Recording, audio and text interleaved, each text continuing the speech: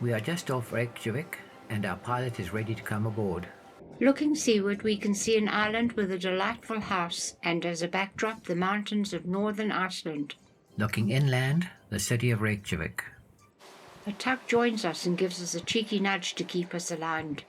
We are berthing some distance from the city, and see these vessels of the Icelandic Coast Guard as we ease up to our jetty.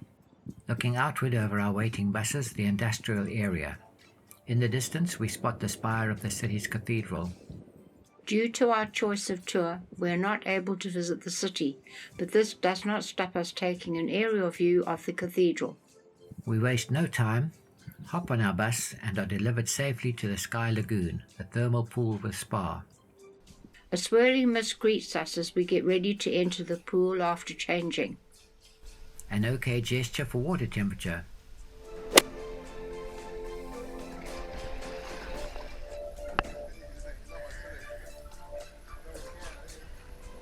The first thing we spot is an outdoor but in the pool bar. Crystal clear geothermal water. And it is not crowded.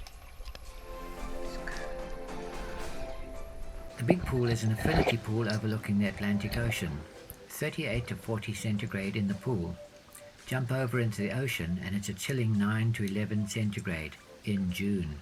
Fresh hot water pours in over a waterfall, which I think is artificial, but no matter, it's a great thermal bath.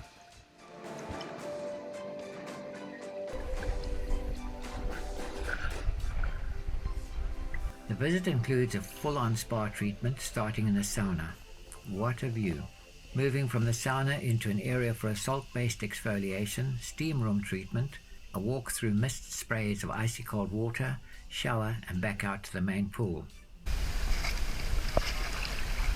where I take the challenge of a full dunk into the ice-cold pond just outside the spa zone. Is that the cold one?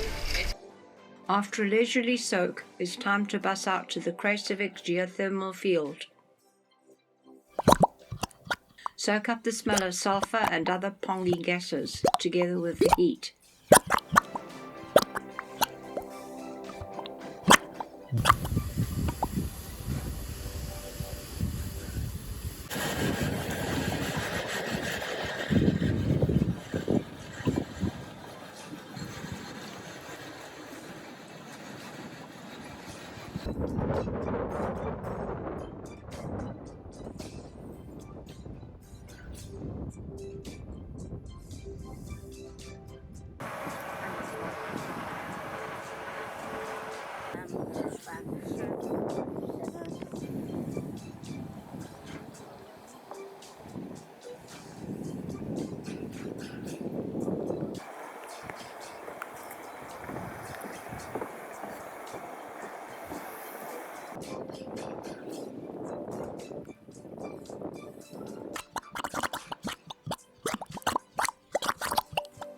Heading back to Reykjavik, we take in the quaint village church of Kalfatjörn.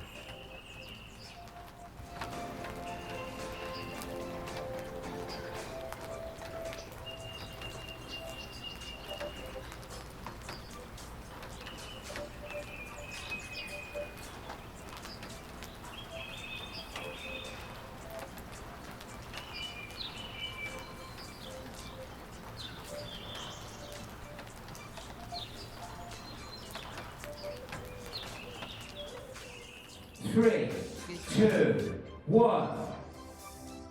Cut the cake, cut the cake, cut the cake. Everybody cheers.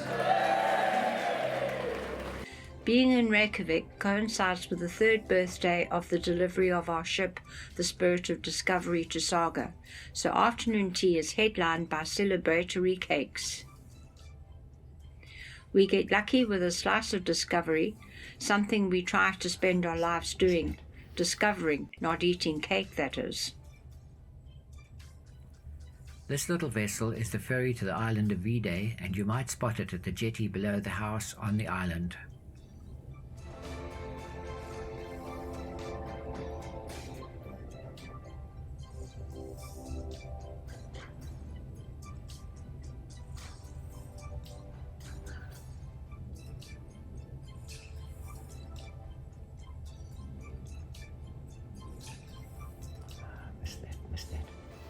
Today, as well as nudging us to keep us on the straight and narrow, the tug has taken off the pilot. We return to our cabin. It's a long walk to get ready for supper. And do the wining and dining that is part of the enjoyment of a cruise.